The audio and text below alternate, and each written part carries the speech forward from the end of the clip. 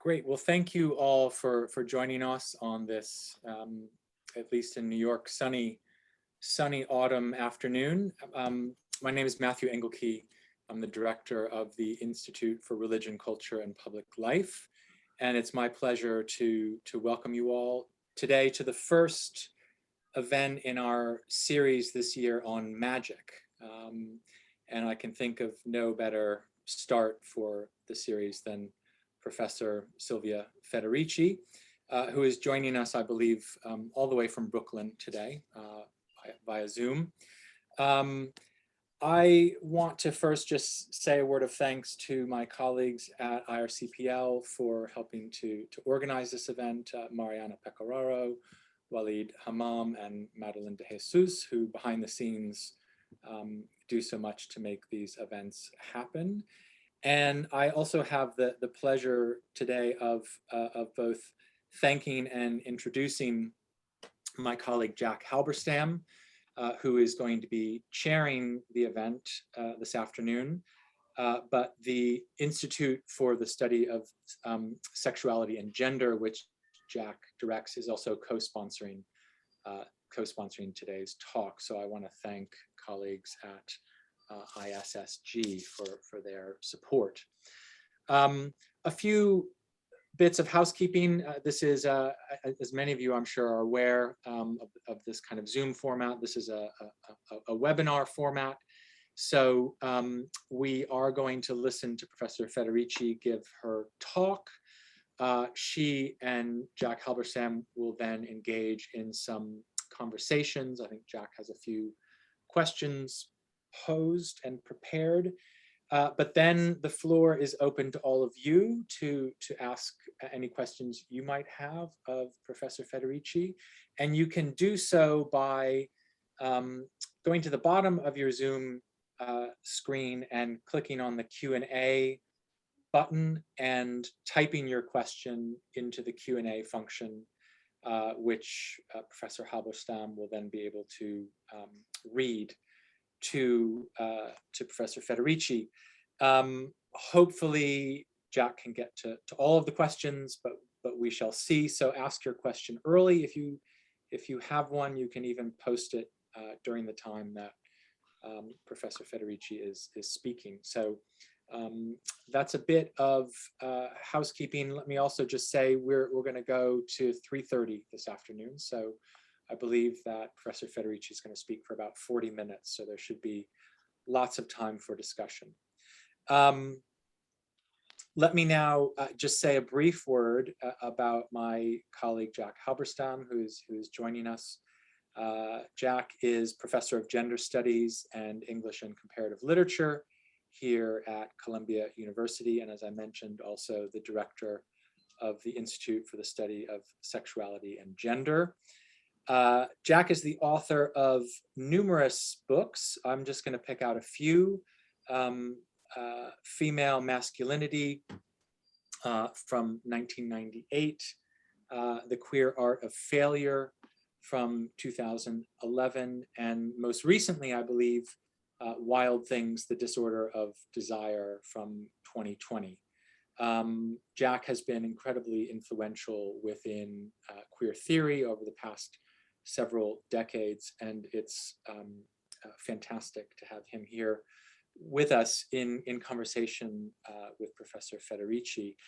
Let me also say that Jack is the subject of a film which is currently playing at the Museum of Modern Art here in New York and is available online. It's a film called So We Moved by Adam Pendleton. And there is a special screening next Monday of that film via MoMA's online platform, in which Jack will be in discussion with Adam Pendleton, and I, for one, am really looking forward to that. So let me now turn over to Jack. Thank you again so much, and we look forward to today's proceedings. Thank you, Matthew. Welcome. Let me add my welcome to everybody who is attending this incredibly exciting opening to what promises to be a fantastic lecture series on witchcraft. I couldn't be more delighted and honored to have been asked to introduce Silvia Federici today. I'll give you the basics, and then I'll just say a little something about the enormous impact of Federici's work. So for anyone here who does not know, Silvia Federici is a feminist activist, a teacher, and a writer. In the 1970s, she was one of the founders of the International Campaign for Wages for Housework. She was also one of the founders of the Committee for Academic Freedom in Africa and the Radical Philosophers Anti-Death Penalty Project. She's the author of books and essays on women's history and feminist theory, political philosophy, and education. And her published works include the enormously influential Caliban and the Witch, Women, the Body, and Primitive Accumulation, Revolution at Point Zero, Witches, Witch Hunting, and Women, and finally, Re-enchanting the World, Feminism, and the Politics of the Commons. And she is currently Emerita Professor at Hofstra University. As even a brief listing of those books indicate, Professor Federici has made enormous interventions into the way that we think about Marxism and early protests against Marxism, the history of women and the history of feminism, and of course, radical politics writ large in a global frame. So that's, sort of the capsule account of Silvia Federici. But what that list of books does not capture is how influential her work has been across several generations of feminist, queer, Marxist, and decolonial theory. It is incredible how so many people in academia keep coming back to these books, keep returning to these interventions. And, just most recently, to give an example, Paul Preciado's book, Testo Junkie, has a long section in the middle about witches in the 15th century, completely indebted to Silvia Federici's work. I remember the first time that I heard Silvia Federici speak, it was at a small anarchist library in Brooklyn. And there were people literally, this is pre-COVID, folks, hanging from the rafters of this place, sitting on the floor, sitting around the walls, every corner, and people hung on every word and stayed to ask questions long into the night. And it was just an absolutely amazing event. To just say something about the interventions that Federici has made, her early work took issue with some of the accounts of the rise of capitalism and primitive accumulation that had almost nothing to say about women or even about resistance to capitalism in its early phases. And her accounts of the Great Witch Hunt in Europe force us to rethink in terms of this frame, the idea of witch hunts as just religious persecution or as exercises in scapegoating. And instead, we're forced to reckon with their role in repressing anti-feudal revolts and creating a deep-seated fear of women and fear of the power of magic. The witch hunts, she proposes, accomplish the subjugation of women, assigned to women certain forms of domestic labor, alienated them from long cultivated forms of knowledge, and laid the early foundations for what Michel Foucault later called biopower. In more recent work, Federici has looked at contemporary witch hunts, which I believe will be the topic of discussion today, in order to argue that no less than the witch hunts in the 16th and 17th century Europe and the New World, our new wars on women are part of a structural element of new forms of capitalist accumulation. And she argues that these processes are founded on the destruction of people's most basic means of reproduction. We are extremely fortunate today to welcome Professor Federici here, and she will be discussing magic and witch hunting in today's global political economy and social protest movements. Please welcome Silvia Federici.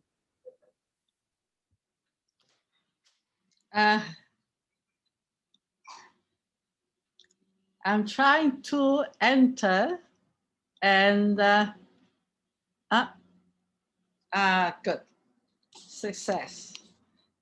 Thank you so much, Jack, for your very generous words. And thank you, Matthew, for inviting me, and inviting me to speak of this very, very important topic. I spent many years working on Caliban and the Witch. And I now realize that the issue of magic and witch hunting has become really a theme, a continuous theme in my own work. Because in so many ways, the attack on magic and the attack particularly to women, under the guise of witchcraft, it's at the center of so many of the injustices that are taking place today. So I will have to be schematic because the issue is very, very large. And I want to be able to give an idea, particularly also for those who may want to continue this work and learn more. And if some do, I'll be very happy to be in touch with them. Now, one of the most worrisome phenomena of recent times, and I'm speaking now about the last 3 decades, has been the return of something which we all imagined confined to a distant past, which is attack on people, mostly women, 90% women, under the guise of witchcraft, and attack which in many cases lead to dispossession, but even more frequently to execution. So it's a phenomenon that now is a global one. Information, news about women being persecuted as witches and executed are coming now from different regions of Africa, from India, Southeast Asia, and it seems beginning also in Latin America. So it's truly a global phenomenon, and a phenomenon that affects thousands and thousands of people. In Africa alone, it's calculated that in the course of 3-4 decades, up to 20,000 women may have been killed, and the persecution continue. And unfortunately, it is a topic that has received very little attention. It's beginning to be, in fact, more frequently reported, but has received in academia attention only by a group of anthropologists who, for a number of years, people like Jean and John Karmeloff, Gasquier in Cameroon, who have been really studying the return of mostly magic in the political economy and the politics of African countries in particular. And we'll see, what their conclusion have come. Actually, I can anticipate that the theme of the analysis has been that this return in the interest of magic and even witchcraft has nothing to do with a rehearsal or a leftover, of a past culture, a return, but rather it is a phenomenon of what they would call modernity. And in other words, a phenomenon which is tied, rooted in, the major transformation that have taken place in the African continent, as well as across the world, particularly in former colonized regions, under the impact of the expansion of capitalist relations. And this will be also the theme of my analysis. But my analysis will focus in particular, on the persecution, of women, which has elements of the persecution of the 16th and the 17th century, because at the center of it, we find once again older women, particularly in rural areas, and women who in the majority live alone, do not have people, a structure behind them that can protect them. and you know, and who are accused of the most abominable, you know, abominable crimes. And as I said before, you know, dispossessed of whatever little properties they may have, but in most cases, torture, execution, or driven out of their villages. Driven out of their villages, for example, some of you may know that in the north of Ghana, and you may know because there have been a number of documentaries that have been made of it. In the north of Ghana, there are approximately 5 camps they call them witches camps, you know, in which women who have been expelled, you know, from their villages have found refuge, but they live in a kind of captivity because the people who are managing the camps are local chiefs who in fact have a lot of say on their movement. And even in terms of who they can see, who they cannot see. And they survive with a pittance, which the camps receive from NGOs and other charitable organizations. So this gives you an idea of the extension of the phenomenon. And as I said, it's strange that it has not received more attention because given the interest in the struggle for violence, for against violence against women, and the struggle against all forms of feminicide. You know, and this is certainly an egregious one, you know, since the majority, 90%, as in the 16th, 17th century, are in fact women, older, living alone, and generally very impoverished. So what are the phenomena? And first of all, let's see the differences between you know, this new persecution and the persecution of the past. As I wrote in Caliban and the witch hunts of the 16th, 17th, and into the 18th century, because actually witch hunting really lasted in Europe for nearly 3 centuries, were phenomena organized from above. They did not come, contrary to what some historians have written, they did not come from below. You know, whenever you have a phenomenon that lasts 3 centuries, eventually the ideology seeps into the psychology of the population. So the idea that there are people who are witches eventually, you know, is also embraced. But it can be shown that the initiative came from above, you know, from laws promulgated, you know, by the states, and local authorities were the ones who encouraged, define the crime, encourage people to denounce, you know, persons who they knew were, you know, committing similar crime. No? In the case of in the present, this is different. This is not the case. The witchcraft is not considered a crime in most of the region where persecution are taking place. And all appearance, the appearance is that the initiative comes from below, comes from people in the community.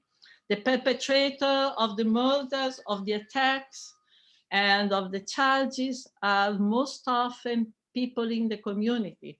You know, there will be often people in the same family, you know, of the person, of the women, you know, who have been accused, or neighbors, right? But as I've tried to show, these are not just personal grudges. Behind those personal grudges, we see a whole set of forces coming together, you know, and pushing in this direction. And also, in many cases, in several regions, there is evidence that the persecution being instigated, you know, by local authorities. For example, local chiefs, who in many cases have brought in, as for example in Zambia, in a number of years, in a number of regions, who have brought in witch finder. The witch finder is a character that also, establishes a connection, with the witch hunts of the past, particularly in England. So these chiefs have brought in witch finders, and in many cases forced a number of people, women who have been suspected of being examined by them, and they will decide, yes, you are a witch or not. And if you are, of course, you'll be subjected to abuse and sometimes much worse than abuse, right? So it's very clear, and there are clearly also forces operating, in the areas of this witch hunt that are not visible, but clearly, have an impact on the denunciation. And this is, what I want to speak to, because, why in the middle of the, at the end of the 20th century, new century begins, and we find, a kind of persecution and ideology and popular belief, and the spread of popular belief that, take us back, centuries. What does it mean? What are the forces that are, moving in this direction, that are instigating, this new kind of accusation? And so behind, the rhetoric that is used, because the women who are accused of being witches, as in the past, are often accused of all the misadventures that are taking place in a family or in a community. Children are dying, animals are being, crops are being destroyed. So the accusations that present these persons, right, as really utterly evil and bent on destroying the people around them. And but what are the reason, the motivation? And journalists and historians and anthropologists who have begun to go beyond the claims and look at what are the factors that are most common associated with this kind of persecution, have identified, three leading factors that seem to be very frequently associated, with the killing and the making of a witch. One, the question of land. Land is probably today one of the most, and land dispute, land dispossession, land grabbing is one of the most important factors, in instigating witch hunts, from Africa to India to Papua New Guinea. This is a theme that continuously returns, when we look at the background in the case of many attacks, assaults on women. Land, why? For instance, one of the classical situations is that a woman inheritance in a rural area, could be Kenya or Zambia, inherits lands, or because of the husband dies, and soon she may be accused of being a witch, right? And now, what is the question of land? And to sum it in a few words, it's not surprisingly that land is such an important issue, because in fact land is at the center of most of the social conflicts that is taking place now in Africa and in large part of the former colonial world. With the expansion of capitalist relations that we have witnessed, particularly since the late 70s through the 80s and 90s, as a result also of the processes of structural adjustment, the debt crisis, particularly the debt crisis that has forced many countries to open up, for instance, many countries in Africa, right, to open up, their territories to all kinds of commercial outfits, mining, petroleum drilling, as well as agribusiness, right? All these transformations that in a way have taken place because, right, of the debt crisis and the reforms introduced, one could say imposed, by agencies like the World Bank, the International Monetary Fund, in the wake of the debt crisis. What has begun to occur? It's a process that has made more and more and more, right, land scarce. Land, for example, in Africa, until the 20th century, was the source of sustenance, of a large part of the population. And instead, land that until in the 20th century was still held communally and basically managed communally. So what has been happening, the context, the social, economic, political context in which the witch hunt are occurring in many, many places. I take Africa, but similar development are taking place also in India, in Papua, East Timor, right? It's a process of massive increase in land scarcity, of privatization of land, right? One of the program of the World Bank and the IMF has been to abolish communal organization of agriculture. It has been to, in fact, enforce a land titling, individual titling of land. So what once was a common now is being divided up. Of course, that division is a very violent process in itself, because that division too, acquiring a title, implies, having means, payments, etc. And who gets the best land? We held it in common. Who gets what? Who gets excluded? In this context, land disputes have been intensifying. This has become a component, a structure of everyday life in so many villages. And of course, so many deals behind the scenes, because behind in this process, we also have these companies who are coming in, waiting to benefit, from the dismantling of the commons, from the dismantling of the rural commons. And in the middle of that is the woman, the old woman who lives alone, who has access to the land, who inherits some land, and she has to be dispossessed.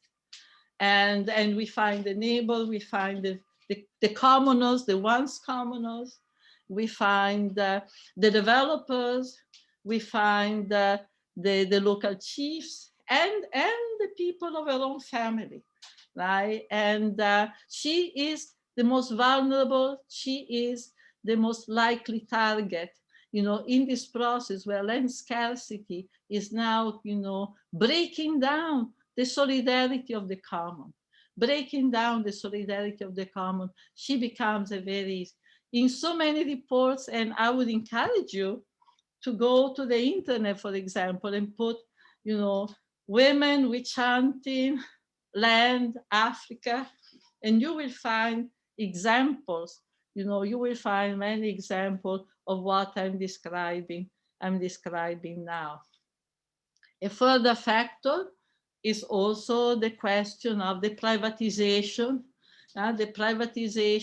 of healthcare And of course, the mass impoverishment of the population following, the monetary devaluation, land dispossession, that, has led to malnutrition, the destruction of immunity system for millions and billions of people, and the proliferation of epidemics. I know they think I'm beginning to look as to what has been the effect, for example, in Africa or in India of COVID, and whether it has instigated new kind of witch hunts. Because certainly the epidemics that have taken place in the 90s and 2000 and after, Ebola, HIV, AIDS, have been at a time in which whatever existed of national healthcare was being dismantled as a request by the IMF and the World Bank, in order to enable government to pay back the so-called debt. To pay back the debt, you have to cut the funding to education, cut the funding to healthcare. Epidemics, sudden death, and particularly death of young people create a whole set of questions in people's minds, right? That generates suspicion, generates a sense that this is something unheard of, unseen, and facilitates the credence, that there are conspirators at the level of the village. And of course, the third, the catalyst that is so important in this context is now the advent and arrival since the 1980s in the same villages that have seen a surge, in witchcraft accusation, the arrival of evangelical sects, right? And here, there's a whole set of research work, important research work to be done, because the literature on the topic is still very limited. But the spread of evangelical sect, which has taken place, for example, in Africa already starting in the mid-1980s. I was there at the time. I was in Nigeria in the mid-1980s, and I saw this with my own eyes. And these sects have played a major role. They have been the catalyst, the spark. They have been the spark who, in a social context with tremendous tension because of the mass impoverishment, because of the destruction of the hopes that have been building, after the anti-colonial struggle, after the process of independence, all those hopes that people had, that a new process of true development could actually take place, were dashed. They were dashed the moment in which the so-called debt crisis, and we can talk about that. I imagine that all of you are familiar with the process, but we can talk about it in the discussion period. So hand in hand, simultaneously, with the process of economic devastation and the creation of tremendous tension that have torn, communities apart, and of course, we could also add the history of social conflicts that have taken place in this period, rooted in the same phenomenon. We have the arrival of evangelical sects, who promote a theory, a new kind of, I call it a neo-Calvinism, because their arguments is that Jesus, favors enrichment, Jesus favors prosperity, and if you are poor, there's a problem with you, something you may have done, your personality, or there are people in your community who are conspiring against you. And in a climate of increasing social tension and conflict, and in a climate in which you begin to see spread of mortality, sudden death, even of young people, those you may not expect to die so young. This kind of accusation, the proliferation of an ideology that basically makes every person in the community a suspect, right, has tremendous consequences. And in fact, it is shown, there's abundant evidence that many of these pastors, of these Protestant Pentecostal pastors, are directly responsible, for example, for the growth of accusation moved now not just against women, but moved against children. So, for example, that in a growing number of regions, in Nigeria, in the Congo, in Angola, we now have a phenomenon of families who are pushing children, out of the home. In the Congo, there are between 25,000 and 50,000 children living in the street, of which a majority has been expelled by their families on the charge that the child is demonic. And the pastor, the Pentecostal pastor, has a role in it. In fact, another person, another character that we have seen developing in this period, in addition to the witch finder, is the exorcist. And so you have a phenomenon of this pastor, in many cases, doubling as exorcist, and one would say often torturing little children with the idea of expelling the demons that presumably they have in their bodies. And what connects the figure of the child witch, to that of the old woman, is that both of them are vulnerable, and both of them are seen as a burden to the community, to a community who is becoming so impoverished, and where solidarity is breaking to such an extent that the most vulnerable are no longer treasured as members of the family, but they're seen rather as a burden, and in a way are more, their accusation against them are more acceptable and convenient. And in the case of women, there are also, other factors that come in, because, for instance, as I've written in a number of articles, what we see in the case of all women, what we see in the course of these witch hunts is the development also of an intergenerational conflict, in the sense that in the witch hunt, we also see a conflict between, a younger generation of people who are now looking at the monetary economy, at the encroaching, developing monetary economy, right, as the place where their future lies, as the place where their possibility for a life in the future lies. And an older generation, the generation of elderly, and particularly elderly women, who have a very different conception. And here the question of magic, have a very different conception of what is wealth. What is wealth? And this is a question that we too must pose, right? Is wealth having some money, which tomorrow may be, vanished, like the money that the devil used to go give to the witches in the 16th century, right? There were all these tales, that women accused of witches had received money from the devil. But then within days, their money turned into ashes or dry leaves. And well, for many people, elderly people in Africa, money is not wealth. Wealth is the cow.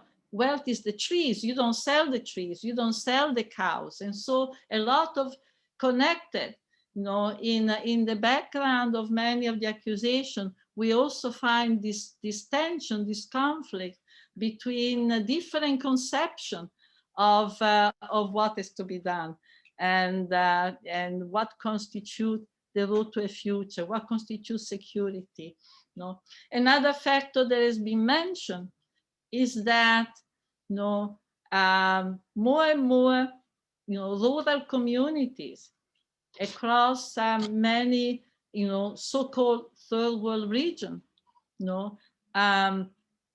are losing the people there, losing the sense of what controls, what are the forces that are shaping their life. What are the forces that, for example, are responsible for their poverty or for their well-being? Because the decisions that are actually impacting their lives. For example, should you plant cotton? What is the price of coffee? Right? What can you obtain by planting a crop or not? Right? Are taken, hundreds of miles, oceans away from the places where people are. Right? In other words, less and less. If you are in a rural village, you are in Africa or you are in India, you have control over your life because of the process of globalization, because agriculture up to the smallest village in Africa or in Papua New Guinea, the decision and what can be obtained from work that is done in these places, right? The decision and the determining forces, are taken in places that are completely far away. In the Middle Ages, if you were a serf, you saw the castle, right? You were in the fields, and above you, you saw the castle, and you knew very well, that the lord, the baron, was exploiting you. And as an industrial worker, you knew, for example, who was the owner of the factory. But now you don't know what is impoverishing you, why the coffee, what gives you, the possibility of survival 5 years ago or last year, today is completely gone. So all of these factors are extremely important. And of course, they are unfolding in the context of societies that also have, as it's happening across the world, a patriarchal culture, so that in fact, blaming women, fits into the whole organization of a patriarchal life, that has particularly dangerous consequences, for older women, And there are, in the important reason why also, women in particular, as in the 16th and 17th century, women in particular, right, appear to be, to have, special powers, and I've been arguing that the, great, strong engagement, the women in communities to this day have with the process of reproduction, It's very much responsible also as to why so many of the accusations, have been also centering, around women. That, while the accusation, has particular aims to obtain, but also gains credibility, right, by the deep involvement the women have with the process of reproduction. I mentioned in an article that I wrote that when women went to make a video in one of the camps, witches camps of Ghana, and they interview one of the local chiefs. They asked this man, why you always say that it's women who are witches? The man said, well, the women are those who are cooking for us. The women are those who are cooking for us. So there is the fear. There is this fear of, a social subject, a person who has had or has so much relevance in one's life, connected with the process of procreation, right? Connected with the question of sexuality, procreation, and daily sustenance, the process of giving life and helping people to die, right? And all of that is obviously anthropologically at the source of some of the fears that historically have been associated with women. But there's also the misogyny, the remaining or increasing misogyny that basically looks at the older woman, right, as in a sense, has having less and less use and more resentment because of it, right? So the older woman is expected to be more resentful because in a misogynous, within a context that is still or more misogynous, she is seen as having no use. She cannot procreate. She cannot, provide sexual services, right? So the devaluation that also, I believe, is connected. The devaluation that is connected, with old age, with the expansion of monetary relation, right? The devaluation of the elderly, and in particular the elderly woman, right, who cannot do what women are expected to do, have children, provide sex, etc., etc. It's a major factor. And I realize I'm using too much time, and I'm going to try to move towards a conclusion. Much of my interest in my work is not only to analyze, research, and learn, what are the processes that are instigating, this new persecution, but also to understand, what can be done.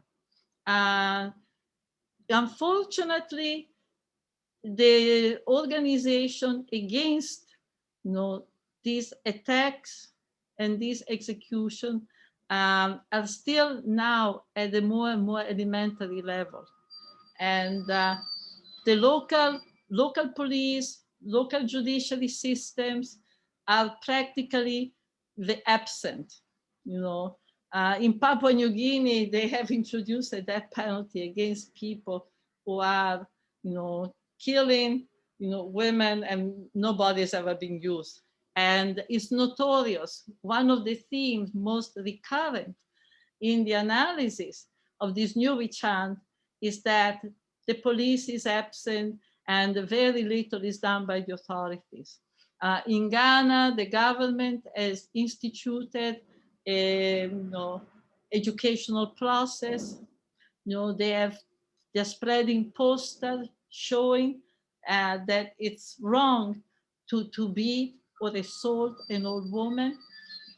The United Nations have become, since in 2017, they had basically organized a major report on the question of witch hunting, trying to analyze the reasons behind it, right? But most of the activity is done by local people, often local women, right? Who are in fact trying to educate community, talking to community. In India, there are women of different NGOs who now travel village to village, right? They are now traveling village to village to basically, tell people, no, that when somebody dies, this is a, we have to see that this is a medical fact, or this is a medical phenomenon, and explain, do an education process.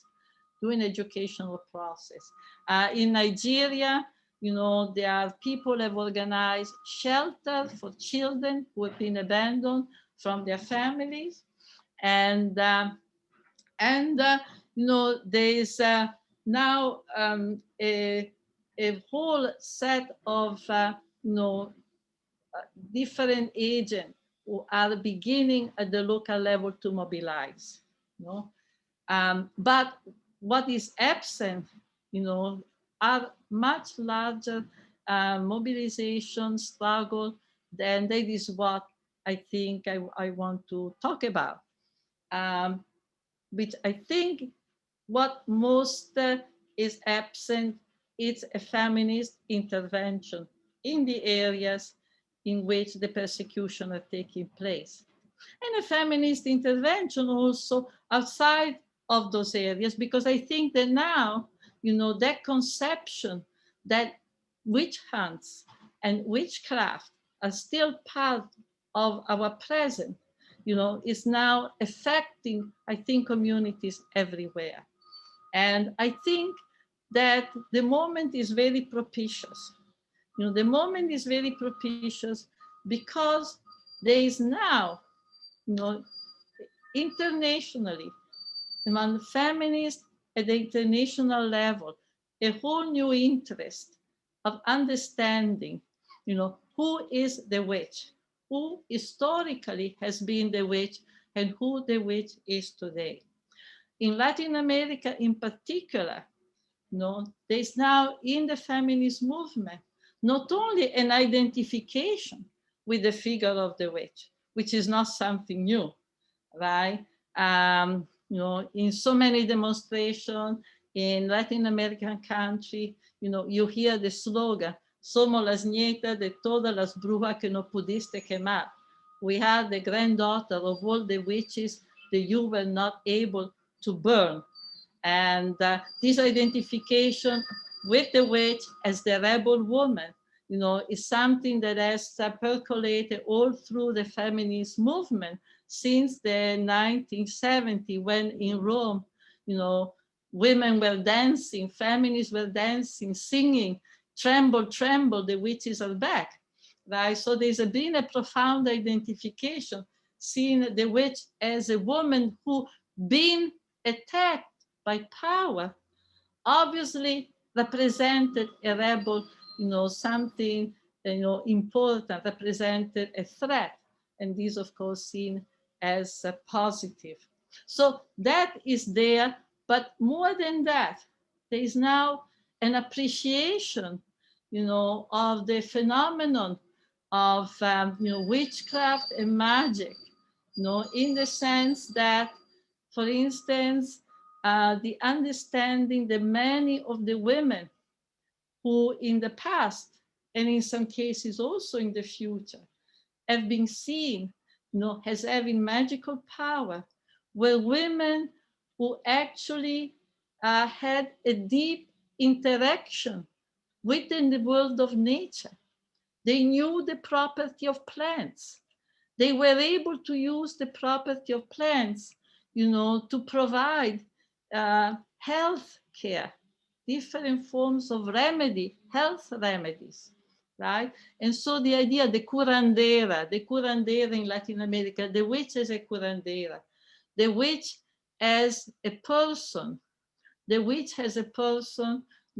who had a profound relation with nature, And this is what's the question of magic, right? What is magic, right?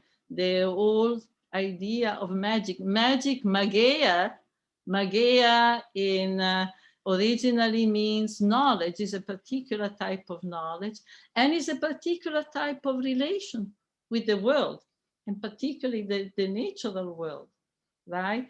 And the sense of continuity of our life, with forces that are beyond our individuality, with the forces of nature, the capacity to speak to the plants, the capacity to find remedies, in the gardens that we know, in the gardens that we create, all of that is now being recuperated, and how to bring that interest, how to bring the motivation, and make it bear, and make it have an impact on the life of the women who are now being persecuted, who are now being hacked to death or burnt alive. I think is one of the challenges that we are confronting today. It's certainly one of the great interests I have in continuing this work. And I want to say two more things that seems to me important. And I first have to rush too much, and I hope I am coherent. And one is the whole issue of witchcraft and witch hunting cuts across so many social movements, because it's the witch, in a way, is at the center, right, of a persecution that, in the background has the destruction of the natural world, the commercialization of the natural world, the land expropriation, the destruction of the commons, the destruction, and of course, climate change, the expansion of monetary relation, impoverishment. So it's a persecution that, in a way, should be of interest to many social process movements. Should be, the fight against it should be on the agenda of many social protest movements. And I think that this could be, a project also for the particularly, feminists.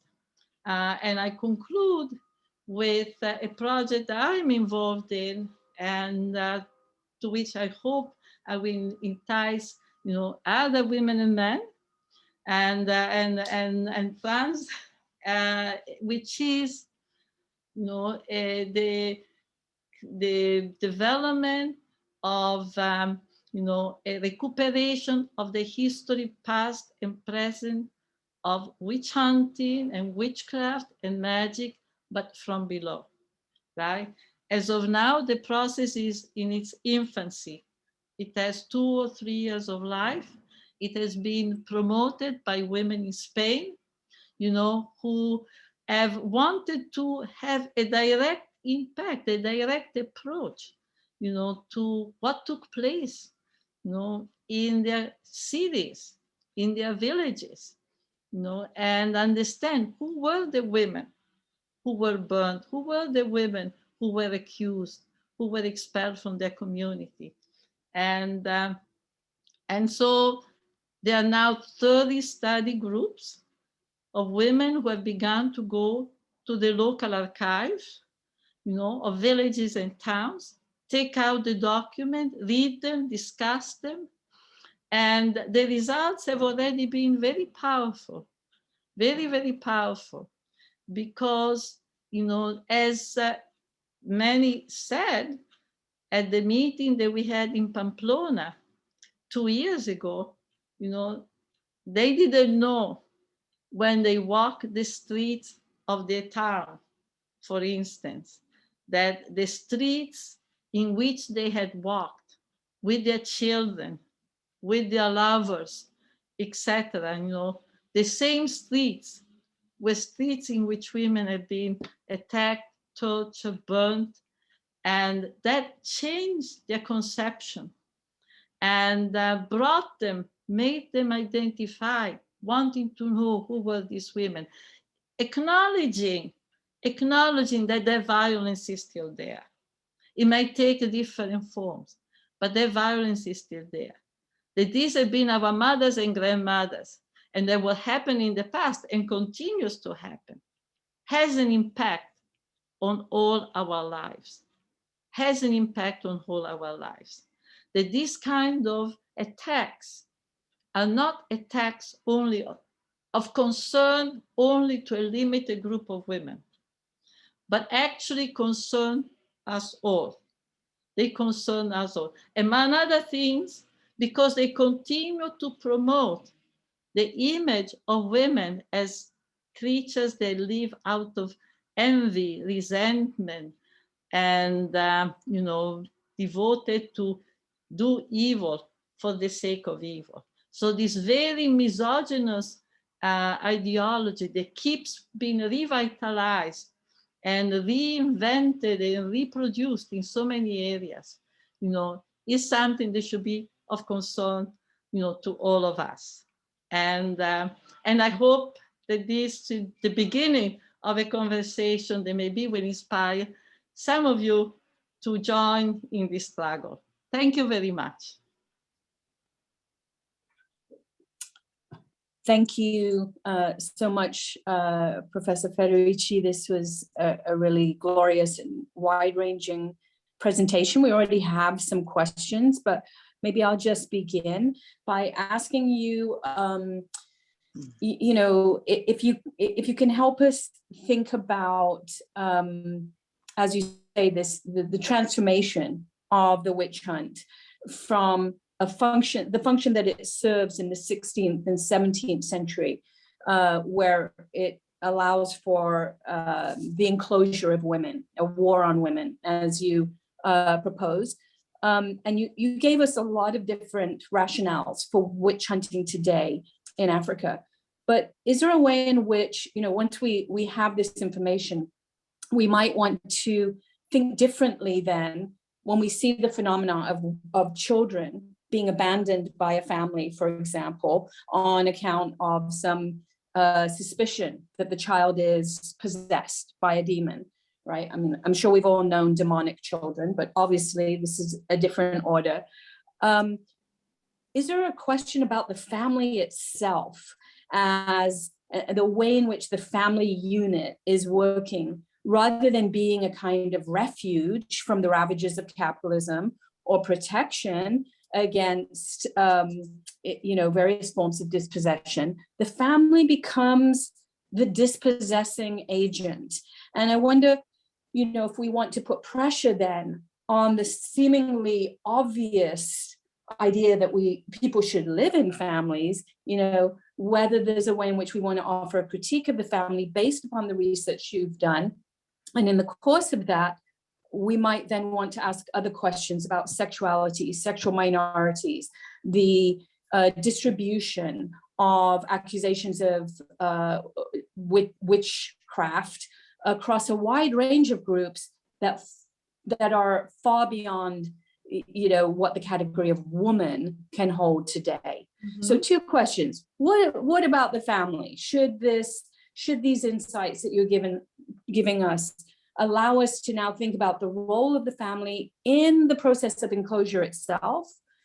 And if we're interested in the abolition of the family, wherever we may be talking about it, might we also want to think about the witch as a much more expanded category for people beyond women? Mm-hmm.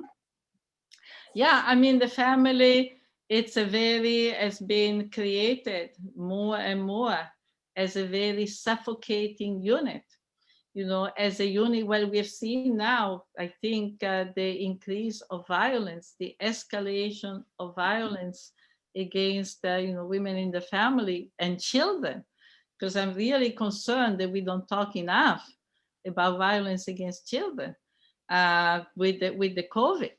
And I think that the family itself as an institution is, first of all, you know, is built on stratification, on hierarchies, inequality.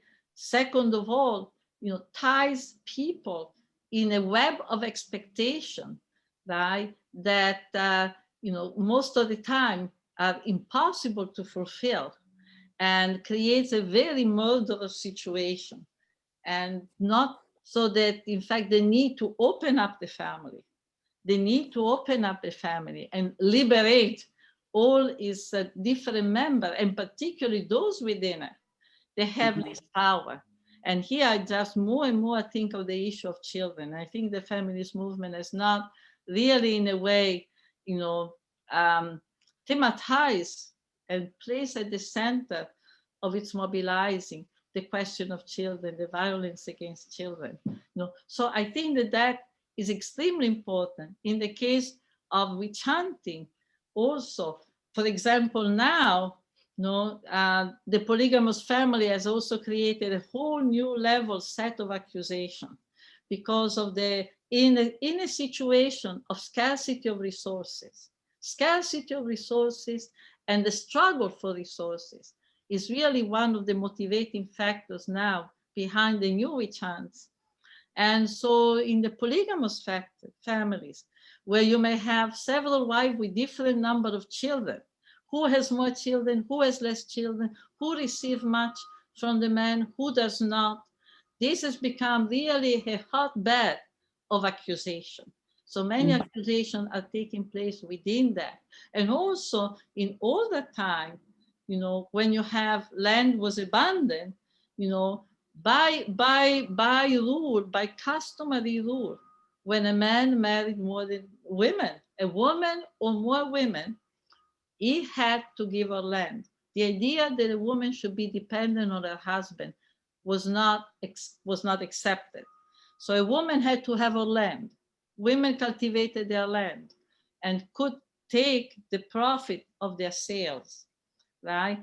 And now the land is scarce. The man doesn't have the land to divide up. So the jealousy, the contrast, you know, are escalating, you know.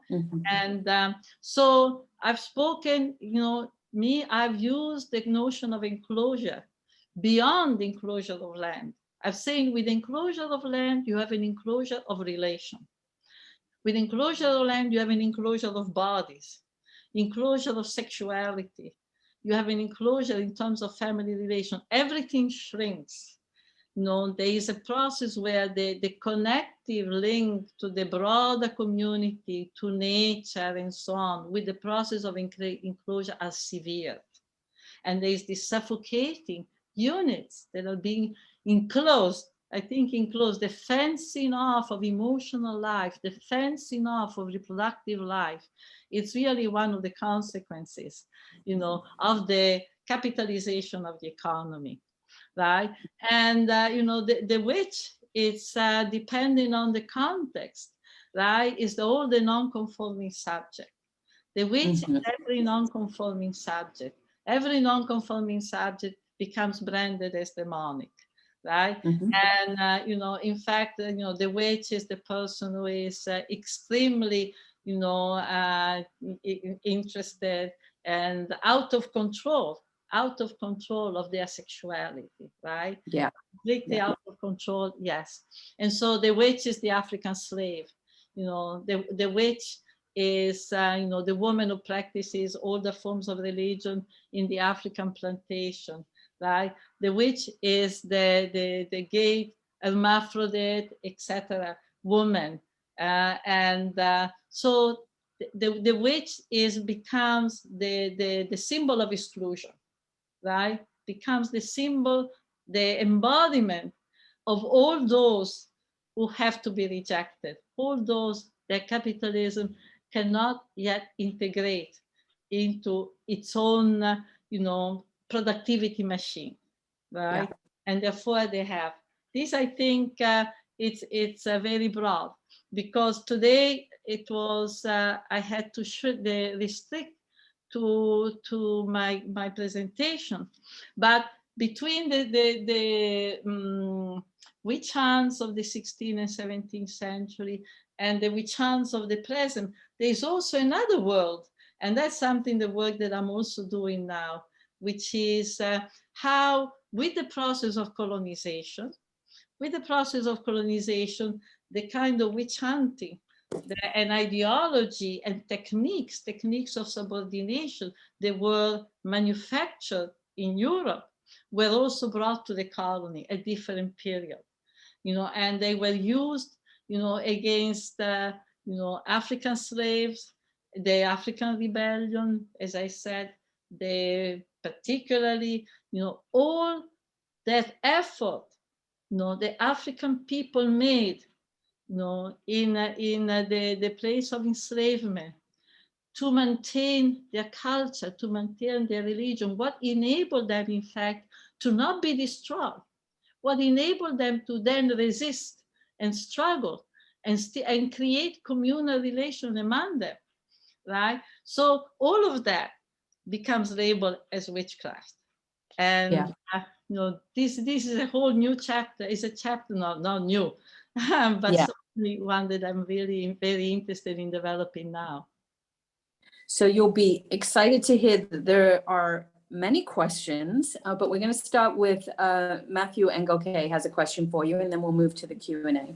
Yeah, and forgive me for barging in back onto the screen, but I can't ask on the Q&A function because I'm not listed as an attendee. But Silvia, thank you so much. I just had a quick question which kind of picks up on an aspect of what you were just talking about, which is how to think about your very trenchant critiques of witch hunts, past and present, in conjunction with or in tension with the many vibrant and today often growing and vital traditions of witchcraft and magic. That is to say, eco-feminist, decolonial, and anti-colonial self-identified witches or magicians or sorcerers or shamans who are embracing traditions of magic and traditions of witchcraft,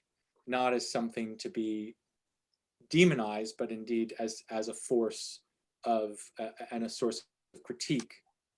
So I wonder, you know, what I wonder if you can kind of speak to how it's a very, very, very, very important question, and you know, I addressed it too quickly in my last remarks because I like to bring. I was saying that the energy that is developed and created, you know, around this recuperation of the magic, right, and bring it to, you know, move as a force, you know, to in defense and creation of a world where you don't have this kind of attack, you know, and I think it's very important. And okay, my concern is that these two worlds are still remaining somewhat separate. Okay, they still remain in a separation between the world of people who are now recreating new forms of magic, etc., and the world of many, you know, parts of the Africa, you know, a lot of across the world, you know, where women are actually tied up, killed, and so their land can be taken, so that you know, the trees can be cut, and etc., etc.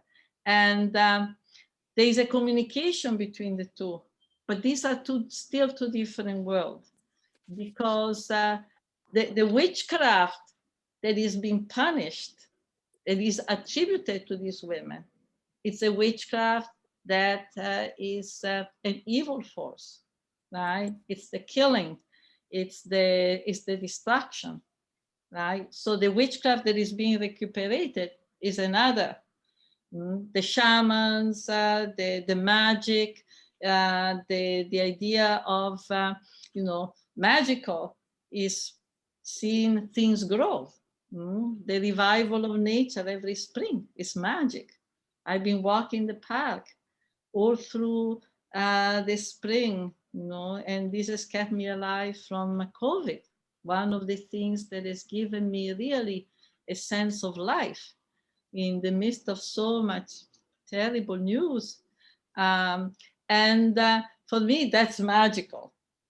Every morning I've been, so this kind of recuperation, relation to nature, the capitalism has destroyed. I understand very well why people speak of magic, right?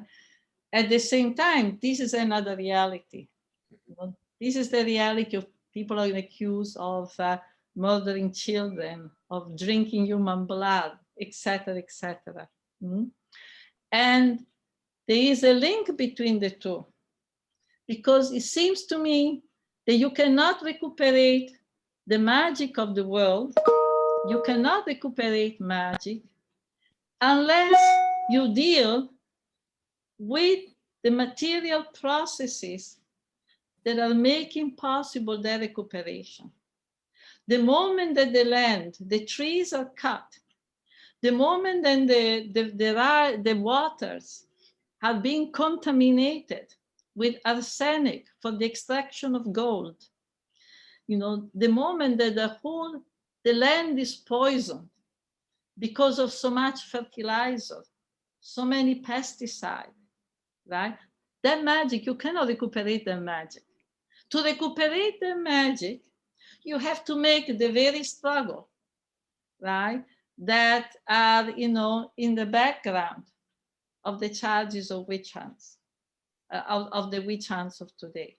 In other words, the connection there, it seems to me, and this is what maybe I was not able to bring out enough, the connection is that there are material conditions, for the end of witch persecution, and material condition for the recuperation of magic in the positive sense, in the constructive, creative, positive sense. And those material conditions, it's a profound decommercialization of the world. Is the kind of transformation of the world that enables us to again communicate with nature. Nature, the natural world, as we know, I mean, it's obvious, is being destroyed. And it's being destroyed not only because the climate change, that's part of it, but it's being destroyed because entire forests have been torn down, because rivers are drying up, because everything that in a sense, is the magic of the world, the whole creativity, of the earth, the creativity of the earth is being destroyed and turned into something that is profitable, right? So that, I think, is that struggle. I think it's that struggle that on one side, I think is necessary to put an end to the persecution of old women, etc. And to the other, allows us to recuperate the magic that is in the natural world, that is our relation to the natural world, and in our relation to other persons. Because our relation to other person, I was saying before, that we have been enclosed, right? In this booklet that I wrote, Beyond the Periphery of the Skin, Beyond the Periphery of the Skin, I was trying to make this point, right? That, more and more, we have a conception of the person that encloses us, that cuts our ties, cuts our many ties, with other people, with nature, and the surrounding world, right? I see our bodies as open-ended. In the sense, I have a Renaissance conception of the body as something that continues, that is not, individualized.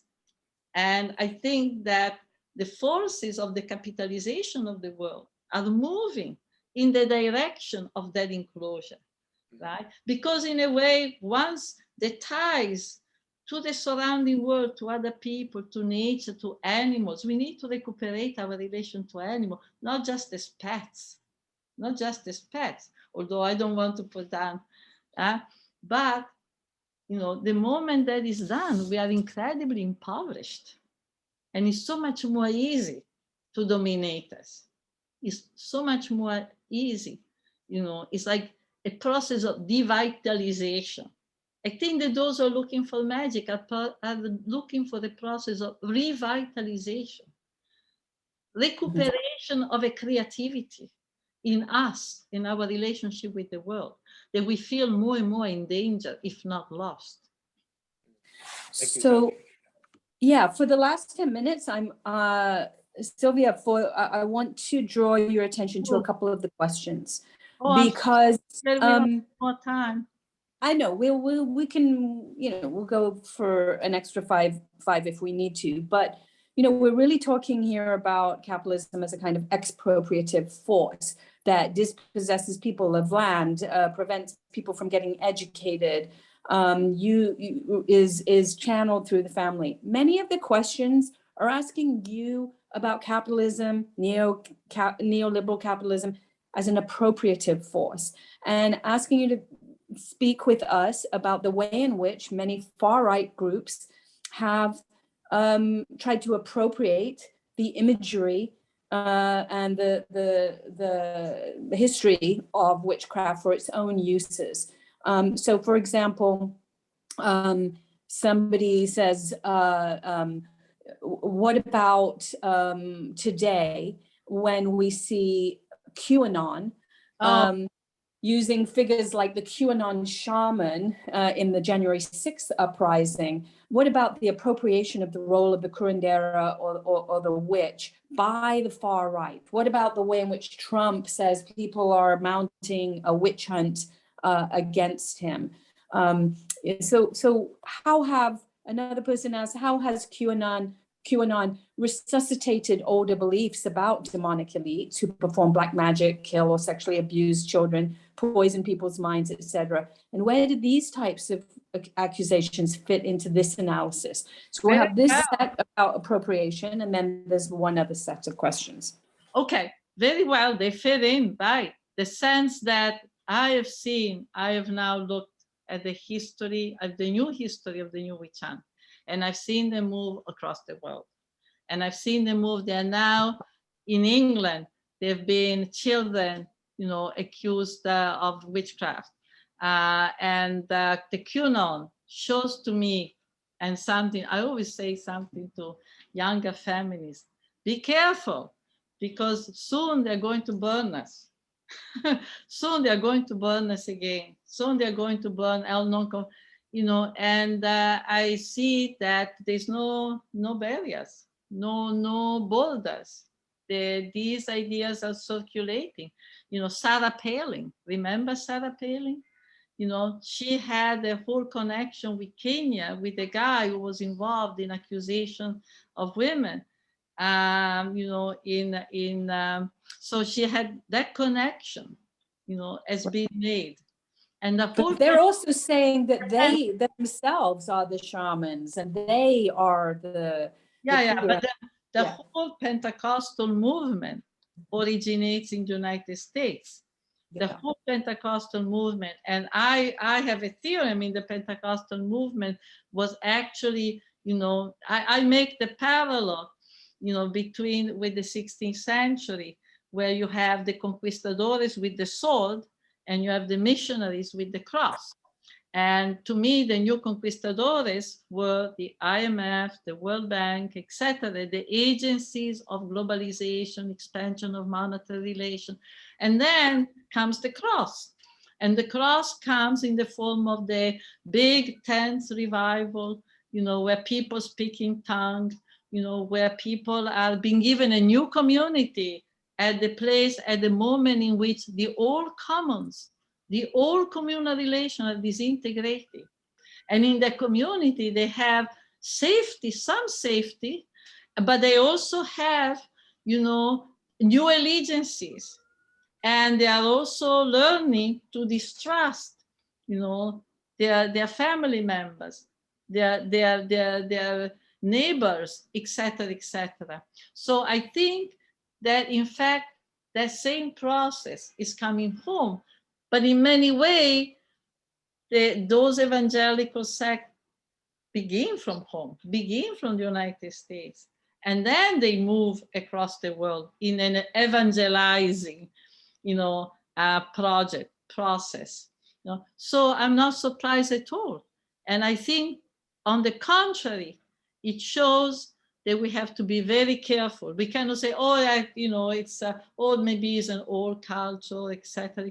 No, this is something that we have to deal, because there's no place that is going to be exempt from it. This was the first question. The other question, I've forgotten. Well, the other, so on the one hand, you're saying these practices are everywhere. But on the other hand, there's an appropriation of clearly the power of the witch by the right wing, who are appropriating indigenous imagery and the imagery of... And really, that is something I would really like to see, because my understanding is that the opposite. Because my understanding from my relationship to women in different parts of Latin America is that it comes from actually, feminist community, popular feminism, the idea of the healer, right? To rejuvenate the idea of the healer, right? Yeah. And for example, just in recent times, you know, in I think Guatemala, in Ecuador, there were actually healers. There were people who were very identified with the ecological movement and so on, who were killed, right? Who were killed by people who were very much involved with the Pentecostal movement there. So Yeah. I don't see that the right wing, you know, is encouraging this idea of healing, of that. Right. My concern instead is that because of the general interest in reappropriating magic, right, there's going to be a commodification. Right. I periodically go on the internet and see there's now which is the fashion. There is a now which fashion with the Yeah.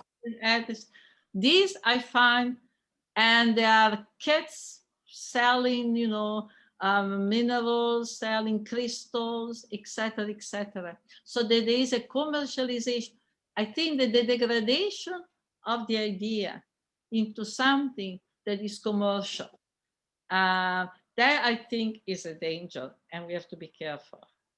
Okay. Okay.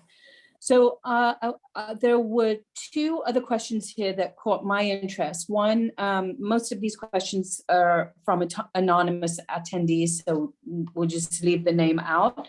One person asks, in religiously plural places like India or Nigeria, do we see the rise of the phenomena of the witch hunt across religious communities? Or do theological differences matter when different communities within these contexts think of the witch? So do we see a rise in Muslim women and children being accused of possessing jinns or doing black magic in India, for example? So that's one. And then the other question that I think is kind of important is about modes of witch hunting, and you've answered this a little bit, but maybe we'll return to it after the last question about religious differences.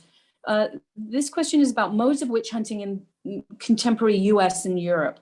And this person is asking the question, lest it seem like a practice for the so-called undeveloped countries, right? Is this, let's think about witchcraft and the revival of accusations of witchcraft outside of just the idea that this is happening in places that are less developed than the US or Europe. How did these witch hunts emerge in former colonial powers too? And you know, can we also, this person says, think globally about top-down processes? We can assume then, if we do that, that we see it in India, Africa, Papua New Guinea. You know, is this, you know, the spread of something that begins in the US and Europe? So how to think about these different regions? Very quickly, I think it cuts across the region. Clearly, Christianity is the center, right? Because it's really the notion of the witch is Christianity. But in recent years, there's been, for example, in Saudi Arabia, they have already decapitated a number of women, accusing them of being witches. So it's happening already also in places, but it's predominantly in Christian areas. And in terms of underdevelopment, I at no point, in fact, this has been one of the themes of my work, to say, to the extent that this is happening in Africa, India, because these are the countries, the regions of the world that are the center of the most brutal forms of exploitation.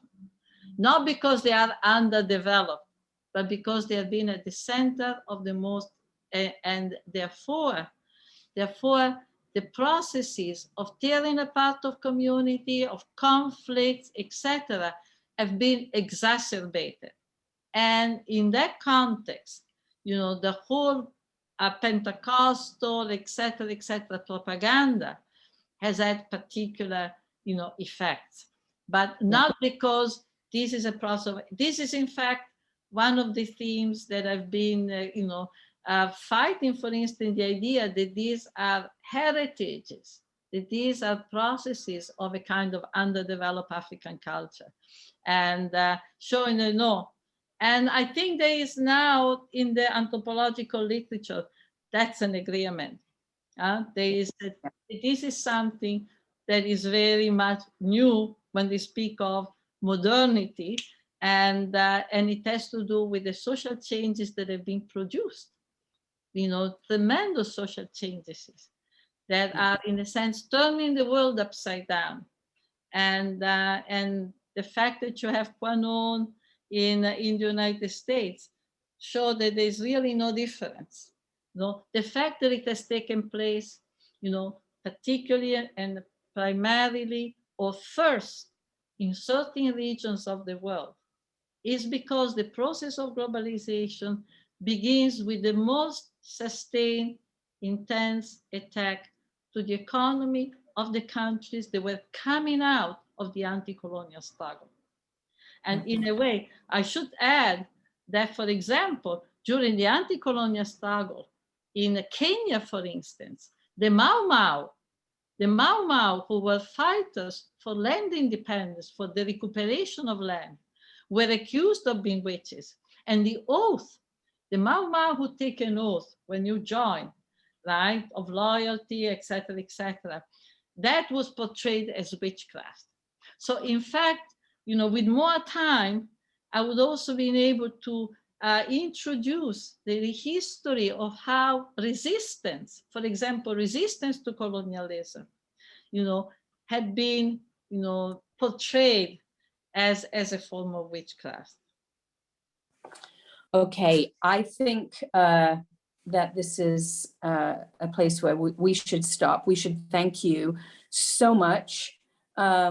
Silvia Federici, thank you so much for sitting with us today, covering so much ground, leaving us with both a sense of peril, but also the possibility of resistance in the various formats that you drew out.